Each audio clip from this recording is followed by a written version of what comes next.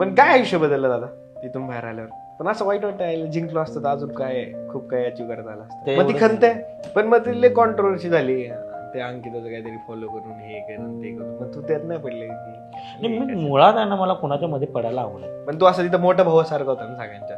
आज परिस्थिती अशी आहे ना, त्याच्याशी कॉन्टॅक्ट करायचं म्हटलं तर तो एकतर फोन उचलत. तुमचा पण म्हणजे जाण्याआधीचे वडील आणि आल्यानंतरचे वडील जमीन आसमान फरक आहे. म्हणजे छापा आणि काटा आहे डायरेक्ट. काय होतं ते सांग. देखिए संसार है. ते गाणंवाला पिक्चर जो आहे ना, त्याच्यात कसं होते ना, ती दोघं मधनं रेस बीस मारून, तू तिकडं मी इकडं, तुझं तोंड बघत नाही, मडकू फोडते, आंघोळ करते, मेलाच माझ्यासाठी, असं होतं अगोदर. करिअर नाही सोशल मीडिया तुला? आज कशात काय नाही, तुम्ही डायरेक्ट सुरुवात, म्हणजे लोक करिअर म्हणून बघायला लागले त्याच्याकडं. ही धोक्याची सगळ्यात मोठी घंटा आहे. दादा तुमच्या व्हिडिओ मध्ये पाहिले मी की आई असतील, वहिनी असतील आणि तू, ह्यांचं कॉम्बिनेशन तू कसं बसवलं माहिती? तुमच्या घरात भांडणं होत नाही का? कोल्हापूरमध्ये फुटबॉल लईच वेगळ्या लेवलला आहे, जो महाराष्ट्रालाच माहित नाही. हा काय सीन आहे जरा तो तू सांगितलं जरा बरं पडेल.